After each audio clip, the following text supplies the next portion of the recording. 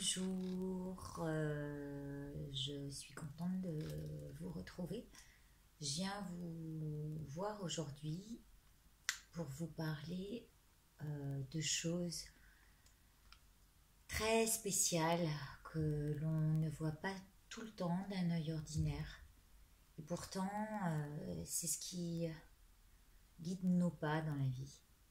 Alors, je suis là en fait pour rendre hommage à tous mes guides, qu'ils soient visibles ou invisibles. Mais je crois que je vais parler surtout des signes visibles, des gens bien concrets qui m'ont aidé dans cette vie-là et de ce qui nous rappelle à ceux qui nous protègent. Voilà, c'est un hommage à ce qui m'a fait avancer dans la vie, à ce qui a guidé mes pas et ce qui m'amène aujourd'hui à parler un peu de ma façon de voir les choses et de la foi que j'ai en ce que je perçois. Donc voilà, je vais essayer d'être hyper concentrée. C'est pas simple parce qu'il y a plein d'idées qui me viennent en même temps. Donc j'ai noté ces drôles d'histoires parce que des fois c'est abracadabrant tellement c'est incroyable. Donc on va commencer par le début de ma vie qui donc a mis des personnes en évidence comme ma grand-mère paternelle, donc qui lisait dans Marthe Café, à laquelle je pense beaucoup bien sûr, à ma grand-mère maternelle qui elle était chapelière et donc elle avait un talent infini comme Margot qui fait des oracles magnifiques, des pochons magnifiques pour les oracles. Voilà, elle avait des petites mains de fée, ma grand-mère. C'est peut-être ce qui m'a guidée après dans le stylisme. Mais en tous les cas, voilà, c'est pour ce qui est. Et puis ma tante maternelle qui elle lisait dans les cartes. Bon, ça, mis à part, je pensais pas que j'allais aller dans cette voie-là tout de suite. Après, vers 12 ans, mon père avait toujours le flair, puisqu'il était fabricant de vêtements, de trouver les personnes incroyables du monde de la mode pour faire fructifier son entreprise. Et il a eu affaire très rapidement à Jean-Charles de Castelbajac, pour ceux et celles qui connaissent. Et en fait, c'est lui, avec ses dessins très bizarroïdes, qui m'a donné envie d'être styliste. Donc très tôt, j'ai rien fait à l'école, je vous le dis, j'étais pas une élève studieuse malheureusement. Donc les livres, je détestais ça. Voilà quoi, j'avais envie de dessiner. Le seul truc, c'était le dessin, les histoires abracadabrantes, voilà, un monde un peu à part. Oui, j'aimais bien ça. Donc j'ai dit à mon père que je voulais devenir styliste, ce qui s'est produit. J'ai eu la chance d'être styliste. Après, auprès de Marité François Girbeau, enfin, moi, j'étais juste assistante de collection à cette période-là, mais ça m'a donné plein d'idées. Et merci à eux. Donc, merci à Marité François Girbeau, merci à Jean-Charles de Castelbajac, merci à mon père, bien évidemment. Ensuite, pour rester concise, j'ai aimé profondément me lancer dans les choses cachées. J'avais des signes assez incroyables. La première chose que je voulais faire, c'était sortir les êtres en dépendance de quelques produits qui existent, que ce soit ceux qu'on met à la bouche, ceux qu'on se met dans le sang pour les pires, ce qui nous empoisonne la vie, quoi, et ce auquel on est attaché, pieds et mains liés. Donc je voulais sortir les aides de cette souffrance-là. C'était un peu compliqué. Alors j'ai vite arrêté parce que ça m'a attiré des ennuis d'être trop proche de ces gens-là. Alors après, bah, j'ai avancé à tâtons, je me suis pris des claques, mais plein la figure, surtout amoureusement. Bon, tant pis, c'est pas grave. Après, je me suis dit, bah, c'est que ces personnes n'étaient pas faites pour moi. On en vient à l'évidence et on remercie d'avoir avancé seul après. Donc, j'ai été styliste et puis petit à petit, j'ai rencontré des gens, des voyantes qui m'ont dit oh mais vous de toute façon vous avez raté votre vie, vos parents auraient dû vous mettre des coups de pied aux fesses et vous obliger à suivre des études littéraires. C'est vrai, j'ai toujours aimé écrire, je sais pas pourquoi, comment je fais pour construire mes phrases. J'arrive à rebondir sur certains mots. J'aime la langue française. C'est peut-être pour ça que je me suis pas concentrée sur une autre langue. Bref, on passe au-delà. Et cette voyante-là donc m'avait parlé de cette possibilité. Une autre astrologue m'avait dit vous avez un lien fort avec l'Asie. Alors oui, j'ai utilisé tout de suite le Yiking qui m'a beaucoup parlé. C'est quand même très philosophique et ça l'est à tel point que ça ouvre le regard sur pas mal de compréhension. Donc voilà, le Yiking, l'Asie. Ensuite, j'ai rencontré une autre voyante pendant que j'étais styliste et en fait, elle m'a bien guidée, elle. Je me prenais pas mal de claques parce que je me faisais voler mes dessins. J'étais pas assez. Je savais pas me défendre. Donc, du coup, j'en avais marre de mon métier. J'en avais marre de me prendre des bananes dans la figure. Je vous dis pas, je ne citerai pas les sociétés hein, qui, qui ont abusé de leur pouvoir. Mais quoi qu'il en soit, eh ben, on continue d'avancer, que ce soit avec le Club Med en fabriquant des bijoux ou quand on revient après dans son métier. Et là, j'ai travaillé avec Jean-Claude Trigon, aussi que vous connaissez peut-être. Bref, tout ça pour dire que quand je suis allée voir cette voyante, je venais de faire une collection. Je travaillais avec mon frère qui était représentant de la marque et avec une société qui fabriquait maille à partie les vêtements de Marité François Gerboux en ce qui concerne la maille. On devait faire un bout de chemin ensemble, sauf que j'étais au début de la collection et j'avais pas de boulot à ce moment-là. Donc j'ai rencontré un homme qui avait des boutiques sur la Côte d'Azur. Moi, j'étais en demande de travail en attendant que ma collection prenne de l'essor. Et donc, cette voyante voit ma collection, mais voit les problèmes liés aux banques et aux non-prêts pour continuer cette collection, pour la fabriquer. Apparemment, la société, elle me disait qu'elle allait déposer le bilan. Donc, elle me parle de ça. J'ai été un petit peu sous le choc, quoi. Et j'attendais qu'elle me donne la suite des événements. Et elle me dit, mais je vois quand même votre boutique. Et là, je lui dis, non, c'est pas ma boutique. Vous voyez, c'est mes vêtements dans la boutique. Tellement je focalisais sur mon idée de collection. Et elle me dit non, moi je crois, je vous vois vraiment dans une grande boutique. Très bien. Je sors de la consultation et je me dis, mais en fait, pourquoi pas? Pourquoi ne pas me diriger dans la vente? Finalement, je suis sûre que je serai bonne conseillère. Et puis, en attendant que la marque prenne son envol. Donc je suis partie dans le sud, travailler avec cette personne dont je vous ai parlé.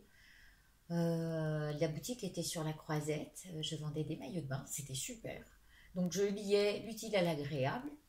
J'avais un salaire, j'étais sur la côte d'Azur. L'après-midi, j'avais mon après-midi parce que sur la côte, on travaille surtout le matin et le soir. L'après-midi, on va au soleil, sur la plage.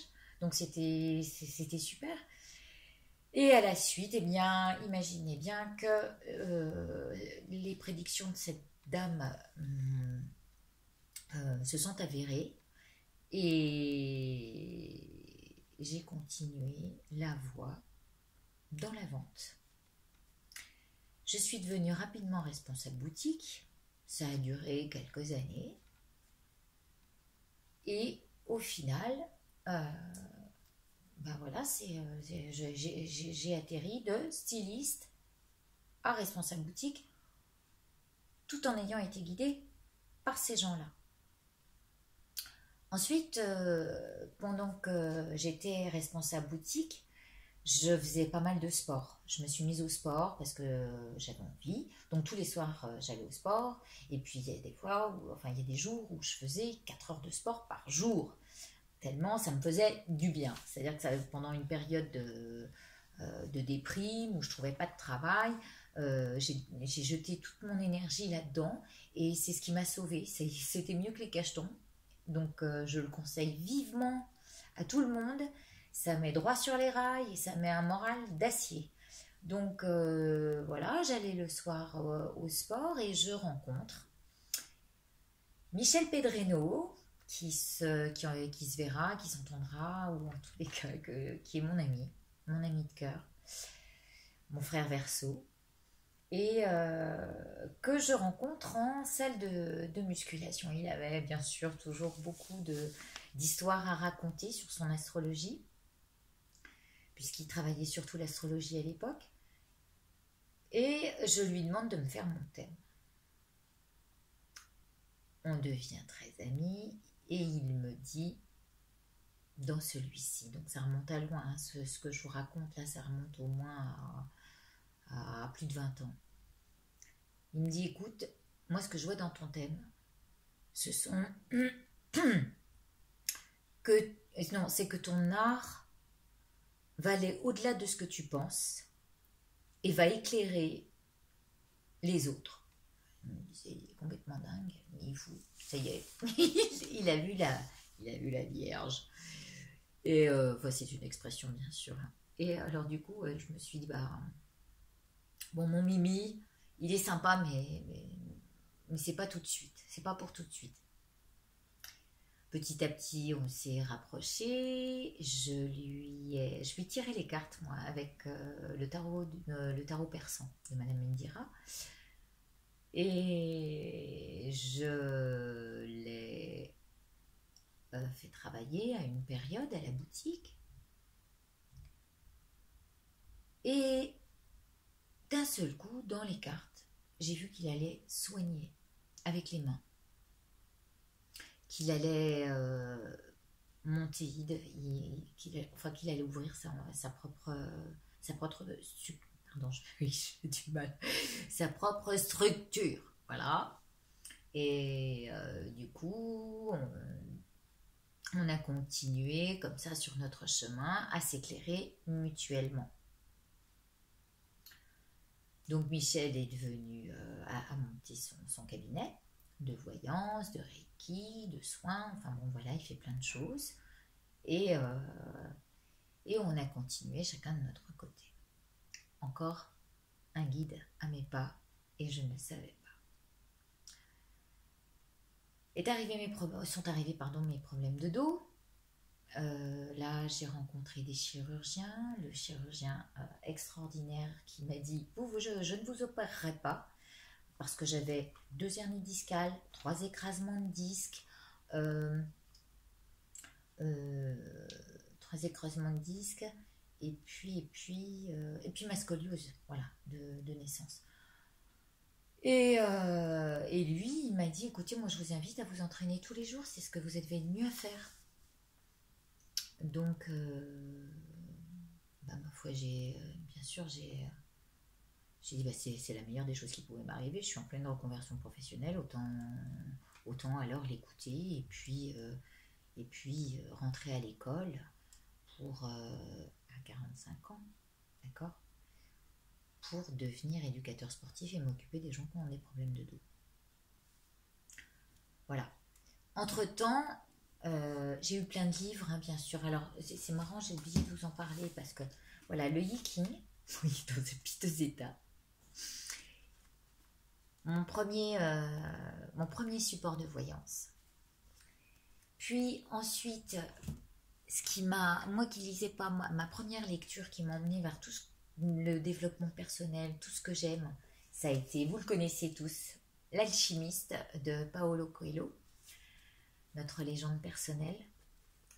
Puis, j'ai lu aussi, et ça c'est très bien, de Dan Neeleman, Le guerrier pacifique. J'étais une guerrière quand je me suis battue avec mes mots, avec mon dos.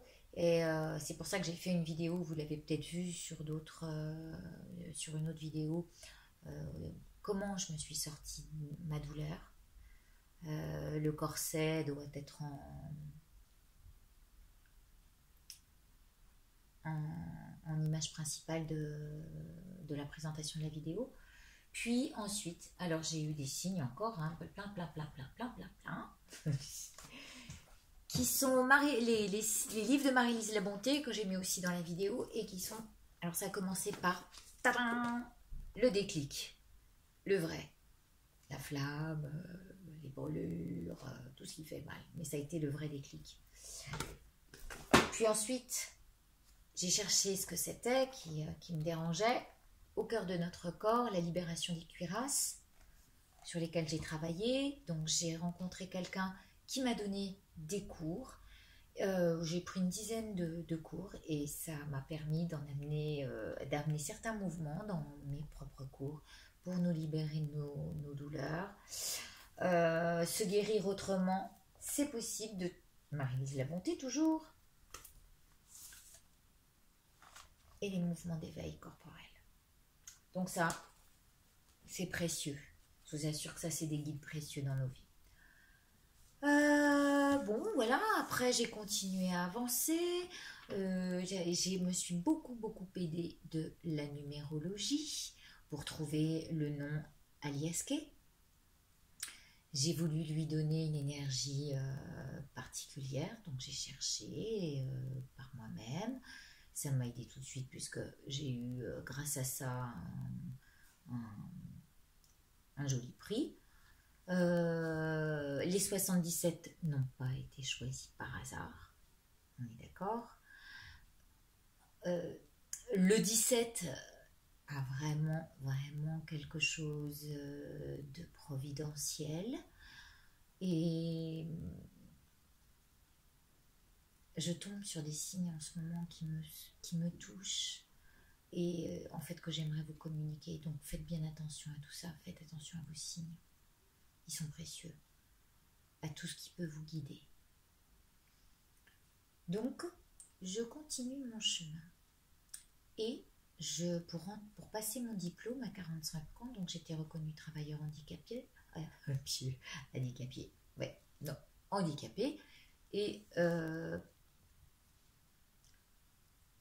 je vais voir un voyant qui avait son pas de porte rue du Plat à Lyon et qui s'appelle Mathieu Césari. Alors coucou Mathieu Césari, si tu me vois, ou si vous me voyez, je ne sais plus si je le tutoyais ou je le voyais, quoi qu'il en soit, le jour où je vais le voir, j'y allais pour une bonne question, à savoir si je faisais bien de quitter l'homme avec qui j'étais à l'époque. Bon, ça, j'aurais même pas... Ouais, oh, tiens, ça répond. C'était pas la peine d'en parler, quoi. Si c'était pas ça la vraie question, est-ce que je faisais bien d'aller dans la voie que j'ai choisie, c'est-à-dire celle du corps, celle de se libérer de ces mots et celle de pouvoir être acceptée à l'école avec des petits genoux qui avaient donc à l'époque 20 ans, quoi, 18 pour les plus jeunes. J'étais la plus vieille de ma classe, hein, bien sûr. Alors voilà, je prends rendez-vous avec lui, j'arrive dans son cabinet et qu'est-ce que je vois? Les 77 posés sur sa table. Et là, je rigole bien sûr. Je lui dis, mais vous connaissez ce jeu? Alors il dit, oh là là, ce jeu, mais si vous saviez, il est extraordinaire. Vous le connaissez? Alors, j'ai ri bien sûr. Je lui dis, bah, un petit peu, juste un petit peu, parce que c'est quand même moi qui l'ai créé. Et là, il n'en revenait pas, vous imaginez. Donc la suite de l'histoire, c'est que je lui ai dit, je vous préviens, j'aimerais bien que vous n'utilisiez pas le jeu parce que je vais avoir tendance à le traduire, à traduire votre tirage. Donc non, s'il vous plaît, choisissez un autre jeu que je ne connais pas ou parce que je viens chercher vos lumières. Je viens pas chercher les miennes. Si je viens vous voir, c'est que je manque de... Et donc, là-dessus, il me dit, oui, vous allez rentrer à l'école, oui, vous allez avoir votre diplôme, oui, vous allez travailler quelque temps dans cette voie-là, mais c'est pas du tout une finalité et votre chemin va changer d'ici une dizaine d'années. Et voilà. Et je quitte les lieux, on ne se revoit plus. Je sais qu'aujourd'hui, je crois qu'il a ouvert un... Il a changé de voie, peut-être qu'il en avait marre d'avoir les gens qui pleurnichaient chez lui. Moi, je sais pourquoi je le fais pas. Je sais pourquoi je ne veux pas tirer les cartes. Après, les gens deviennent complètement dépendants de ça. Et ça, pour moi, c'est grave. Il faut pas. Il faut avoir un certain détachement et pouvoir avancer sans ça. Si vous vous rappelez de ce qui a pu vous guider, tant mieux. Mais voilà, il ne faut pas aller voir toutes les 5 minutes quelqu'un et puis pas changer d'optique si jamais la personne ne vous dit pas ce que vous ne voulez pas entendre. D'accord? Donc voilà, moi, c'était pas mon intérêt de lire les cartes aux autres, à moins de les amener à ouvrir leur conscience, à leur propre lumière. C'est pourquoi j'ai créé les 77. Le 77 est un fil, un vecteur qui vous lie de votre cœur à ce qui se passe au-dessus, à quelque chose de plus grand que vous. Et je tombe sur des signes en ce moment, mais qui ne font qu'approuver ce qu'il y a en vous, de mettre en œuvre ce qu'il y a, votre force, votre lumière et votre intuition. Donc je continue sur les faits. Donc merci Mathieu, super. J'arrive à me diriger vers vers quoi je tends. Attiré par la lumière. Bon bref. Donc Mathieu Césari, puis ensuite, bien sûr, quand on change de voix, on a beaucoup de questionnements. On a beaucoup de manque de confiance en soi. Donc du coup, on veut voir à droite, à gauche, on se disperse. Et un jour, un magnétiseur qui me soignait pour certaines douleurs me dit oh Katia, je t'enverrai bien, je venais de perdre ma maman. Ma maman s'appelle Christiane. Je t'enverrai bien à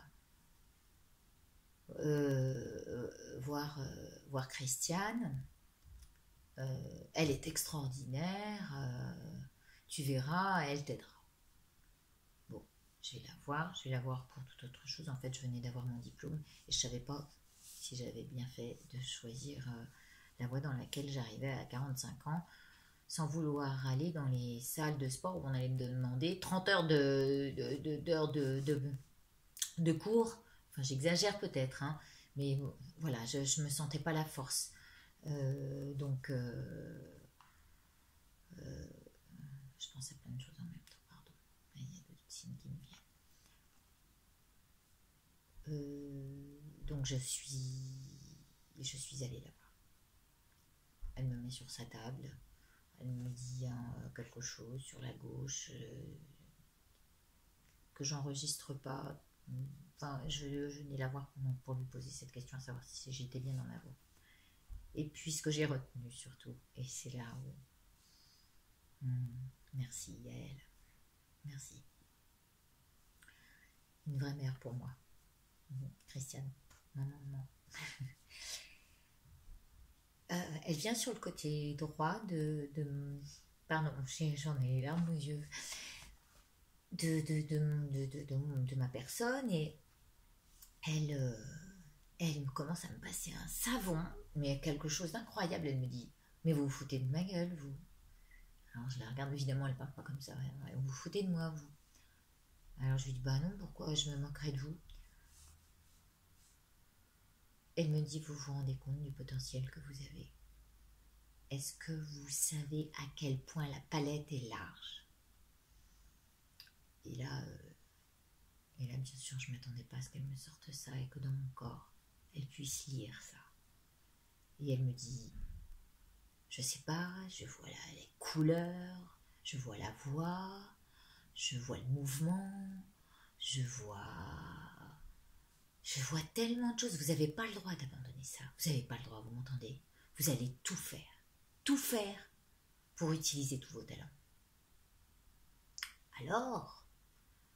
Alors bien sûr, j'ai pleuré. Elle m'a sorti la boîte de Kleenex. Elle m'a donné un petit travail à faire sur moi. Je me souviens plus ce que c'était exactement, mais bon voilà, je suis partie et je devais la revoir. J'ai eu envie de la revoir avec mon jeu. Je voulais lui remettre mon jeu. Je suis venue pour un deuxième rendez-vous. Aujourd'hui, elle est mon amie précieuse et ma guide aussi. Et du coup, elle prend le jeu dans les mains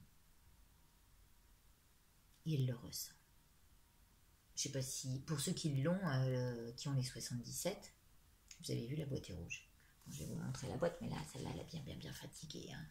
Elle change de couleur, elle a pris le soleil, mais bon, je la garde parce que c'est l'un de mes premiers jeux. Et là, elle le garde comme ça dans la main. Et elle me dit, mais il est doré et bleu indigo. Et là, bien sûr, je tombe pour vous dire à quel point, comment elle scanne le corps des choses. Et je lui dis, bah oui, hein, mais c'est bien ça. Mais je lui dis, vous m'épatez quand même. Elle me dit, ce jeu est sacré, vous vous rendez pas compte. Il n'a rien de courant. Il est juste le courant. Donc ça fait des émotions encore, alors je pleure, et je dis merci. Donc Christiane était là dans ma vie. C'était encore un guide à mes pas. Je continue mon chemin, et puis j'ai eu le bouddhisme qui est entré dans ma vie juste avant d'avoir le cadeau de ma vie qui est mon fils. Mais encore pour une histoire amoureuse, alors celle-là elle dure depuis des temps sans commencement, je crois. Il se reconnaîtra. Et en fait, il fallait un moment que je me détache du côté passionnel de ma vie. J'ai aimé passionnément et c'est pas bien. Et je sais que je me suis fait passion. Dans passion, il y a souffrir, hein, d'accord? Il y a le mot souffrir. En latin, je ne sais plus lequel il est, patio. Et donc, autant l'éviter celle-là. Elle brûle. Elle nous consume. Alors, mon grand frère, m'a dit, écoute, t'es dans une histoire complètement obsessionnelle, il va falloir sortir de ça. Viens, sans prosélytisme, je vais te présenter mon lama. À l'époque, j'étais dans une lignée qui s'appelle les Kagyupa. Et alors, il était génial. Il était génial, Lama Shirab. Il me faisait rire. Ça avait rien de trop sérieux. C'était extraordinaire sa façon de présenter les enseignements. Et donc, je l'ai suivi pendant 2 ans. Et le fait de le suivre m'a permis de rencontrer le père de Pablo, mon fils, donc, et d'avancer à ma manière. Par contre, il est évident que de 3/4 d'heure de méditation journalière, quand j'ai eu mon fils, j'ai plus eu le temps. Entre mon travail de responsable boutique, mon fils, j'ai pas pu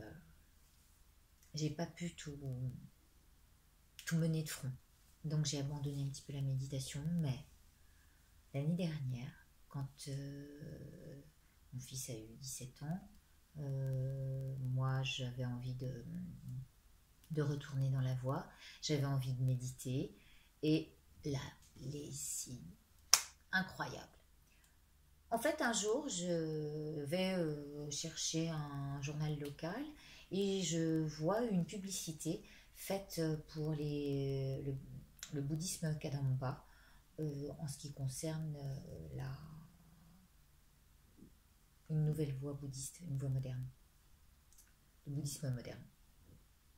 Donc je me dis, tiens, ça serait peut-être pas mal. D'autant que j'étais retournée au centre, là où j'avais commencé. Le lama n'y était plus, parce qu'il était ingénieur à la base quand même, hein, même s'il a fait 3 ans de retraite intensive, dans le silence et tout ça. Mais c'était un ingénieur en bâtiment, je crois. Et quand je suis retournée à mon ancienne adresse, j'ai pas retrouvé ce que j'avais ressenti quand je suis entrée chez les Kagyupa. Donc ça m'intéressait pas. En revanche, le centre de méditation sur lequel je suis tombée sur la publicité était juste en dessous de ma commune. Donc je dis, oh, alors là, ça pouvait pas mieux tomber. Donc je me dis, j'appellerai, je vais aller les voir. Je vais sur internet, je regarde des vidéos sur le festival Kadampa à Ulverston. Le lieu s'appelle Manjushri. Manjushri, c'est le jeu que j'utilise, le jeu tibétain, qui s'appelle le mot, où il y a en illustration Manjushri, qui est l'œil de la sagesse transcendante. Bref, plein de choses qui alors là se mélangeaient dans mon esprit. Je me suis dit, mais oh là là, mais c'est trop de choses qui m'appellent à ce lieu. La vidéo, les gens avaient l'air heureux. C'était magique cette lumière qu'il y avait dans la vidéo. Et de nouveau, la publicité de ce centre me tombe sous les yeux. Alors là, je dis, non, là c'est trop, il faut que j'y aille. Je veux aller cet été à Ulverston pour pouvoir assister aux méditations et me faire une retraite d'1 semaine. Bref. Donc je vais au centre. Non, je ne vais pas au centre. Je vous raconte comment j'y vais quand même, parce que là aussi j'ai eu des signes. Je suis en ville et je n'ai pas de GPS à l'époque. Je me dis, je vais aller voir le centre directement pour prendre des informations pour aller à ce festival. Je me gare à Vèze, dans le quartier du centre de méditation. Et là, je regarde le nom de la rue. J'étais garée devant la rue, sans le vouloir. Il pleuvait des cordes.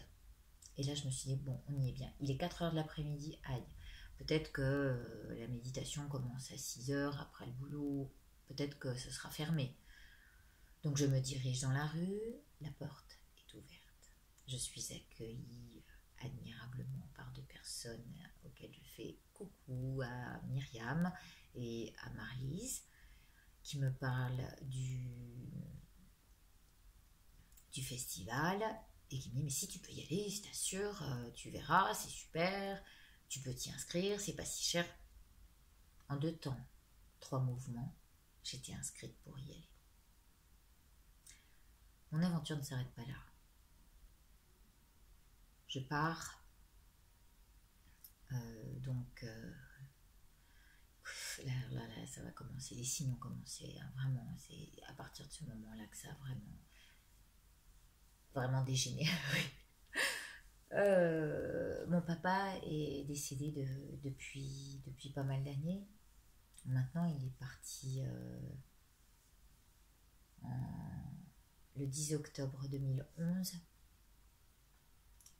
Et le jour de son décès, il m'a dit « J'ai confiance en toi ». C'était la première fois qu'il m'accordait enfin sa confiance que j'attendais depuis longtemps. Quand on manque de reconnaissance toute sa vie, il y a un moment où on se dit mince alors, c'est pas juste quoi. On a juste envie que au moins ses parents nous fassent cette faveur. Alors merci à toi papa qui est là, qui m'entend sans doute, qui est là dans pas mal de signes. Bon bref, on continue parce que sinon ça va durer des heures. Donc je décide de reprendre refuge. Prendre refuge, c'est prendre ses engagements envers la voie et la lignée que l'on suit. Et je décide, par chance, de reprendre refuge avant de partir à Ulverston le 4 juin. Le 4 juin étant l'anniversaire de mon papa. Et donc, je me dis, oh là là, ça va me porter bonheur. Oui, ça m'a porté chance. Donc, je suis... avant de partir, j'ai peint un œil. Je savais pas quoi il était... Je sais pas pourquoi j'avais envie de peindre un œil. Mais en tous les cas, j'ai peint un œil. Bon. Et je continue d'avancer. Je pars à Mandjoucherie. Et là-bas, pendant une méditation sous le temple, je me mets à voir plein d'yeux, mais plein partout. Comme si... mais ils se mettaient dans tous les sens. Alors je me dis, mais qu'est-ce que ça peut bien vouloir dire? Pourquoi tous ces yeux? Je vais à la boutique du château, parce que c'est un château là-bas. Même si on est sous la tente, hein, c'est la première fois que j'allais sous une tente. C'était la première fois que j'allais camper, à 52 ans, avec mes problèmes de dos. Et là, je vois qu'il y a Tara Blanche, et Tara Blanche a plein d'yeux, sous différentes, je vous la montrerai plus tard. Bref, Tara Blanche, donc je comprends mieux et je passe ma semaine à Mandjoucherie là-bas. Mandjoucherie aussi, hein, qui a été quand même un révélateur.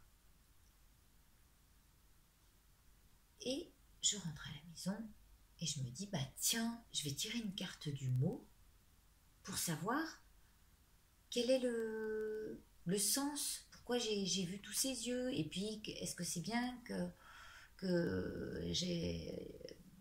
je sois allée dans cette lignée-là.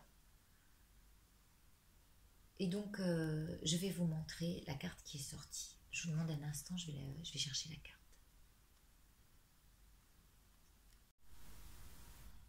Je ne sais pas si ça marche. Alors voilà Tara Blanche, je disais. Celle qui a des yeux partout. Dans sa main, sous son pied. Je continue. J'ai peur que la vidéo se coupe. Je ne sais pas ce qui se passe. Je ne sais pas pourquoi elle coupe d'elle-même toute seule.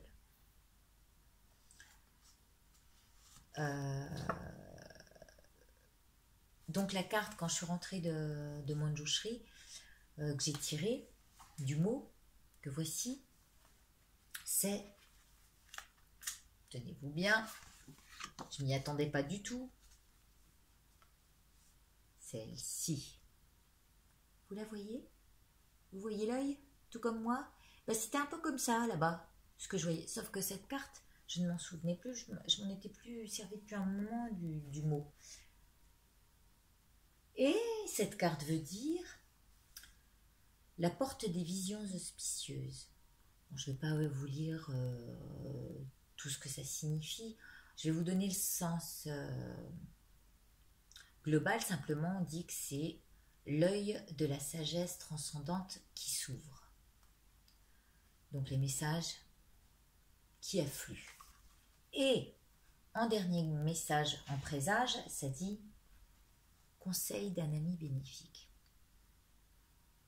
Alors je suis là en ami. Et fiez-vous à ce que vous dit votre cœur, à ce que vous voyez, qui peut paraître ordinaire. Vous savez, par exemple, je vais vous donner une bonne raison de croire en nos signes, en ce qu'il y a sous nos yeux, en ce que vous entendez. Quand vous entendez, vous pensez à quelque chose ou vous êtes en train de formuler vous êtes en train de formuler une phrase sur laquelle il y a un bruit qui arrive ou quelque chose qui tombe. C'est la validation. C'est comme si on vous disait oui, tu as raison. C'est une validation, c'est oui, d'accord? Donc, ne vous posez pas la question à savoir ah non, mais là, ça veut dire que c'est juste oui. Vous prenez que le oui. N'ayez jamais de doute. Voilà le conseil bénéfique que je peux vous donner. Ok? Après, voilà, ça c'était pour Manjushri, pour Tara Blanche. Et alors la suite, je continue bien sûr, puisque j'ai continué avec tous ces signes. Figurez-vous que j'avais fait un œil avant de partir, donc j'avais fait un tableau que j'ai donné à Christiane. Ce que vous voyez autour de vous là, par exemple, ce sont des tableaux que j'ai fait avec Christiane, mon amie qui m'a dit il faut exploiter tous tes talents. Bon, alors, la peinture, je suis pas très douée, j'ai jamais fait de cours. De chez Chamel aux Beaux-Arts, c'est vraiment c'est une peinture intuitive, comme mon jeu, tout est intuitif et je me laisse guider. Voilà, je me laisse guider par ma patte, je me laisse guider par les mots qui viennent dans ma tête. Et c'est comme ça, que ça fonctionne le mieux, en tous les cas avec moi. Je me laisse faire. Je me laisse faire par mon intuition. Donc voilà, après j'ai pris refuge, mon père qui est arrivé là-dessus. Et alors, cette année, entre-temps, on a changé de... Comment on appelle ça? De guide au centre. Voilà, l'ancienne personne était un moine qui a abandonné ses vœux, ça arrive, hein, on va pas parler de ça. Mais je suis tombée sur une moniale qui a pris la suite et qui est super. Alors ça c'est Gyalwang. Coucou Gyalwang. Je pense pas qu'elle vienne par ici, mais ne sait-on jamais, hein, on ne sait pas quoi ce que la vie nous réserve. En tous les cas, on ne s'attend pas à avoir toutes ces magnifiques rencontres qui se suivent les unes derrière les autres et qui nous donnent du baume au cœur. Et donc c'est elle qui a pris la suite. Quand j'ai repris refuge cette année, j'ai appris, figurez-vous, que la lignée dans laquelle je suis rentrée, la lignée Kadampa, a pour guide spirituel notre maître spirituel qui a écrit des livres sur le bouddhisme moderne. On l'appelle Geshe-la pour les intimes, mais il s'appelle, alors son nom est plus difficile à retenir, ah ben voilà, mais oui, voilà, la compassion est le véritable refuge protecteur de tous les êtres, et il s'appelle Geshe Kelsang Gyatso, voilà, d'accord, c'est lui. La cérémonie des vœux de refuge, je l'avais faite donc il y a pas en 2017 mais en 2016, le 4 juin, le jour de l'anniversaire de mon père. Cette année, je ne le savais pas, j'apprends que l'anniversaire de cet homme, de mon maître spirituel, est le même jour que l'anniversaire de mon papa. Si ça décoiffe pas, moi je sais pas comment vous êtes fait, mais moi j'en ai pleuré encore une fois, mais des pleurs de joie, vous imaginez bien. Donc voilà, tout ça c'est pour dire merci à tous ces signes dans notre vie. Là j'en ai depuis un certain temps qui me sont propres. J'en parlerai peut-être plus tard. J'ai pas envie de tout dévoiler maintenant. Je vous laisse faire votre chemin, faire attention à vos signes, au bruit, aux oiseaux, aux nuages, aux cailloux, à tout ce qui vous tombe sous les yeux, à tout ce que vous entendez, à tout ce que vous lisez, à toutes les vidéos sur lesquelles vous tombez. Je suis tombée sur des vidéos dernièrement qui abondent que dans le sens du courant dans lequel je vais. Alors je vous invite à vous connecter à partir de votre cœur et par ce qui émane de ces rayons du cœur et qui vont s'accrocher à toutes les étoiles autour de vous, tous vos guides.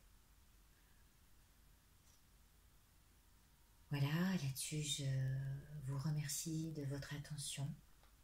Je vous souhaite de tout cœur d'avoir les signes que j'ai.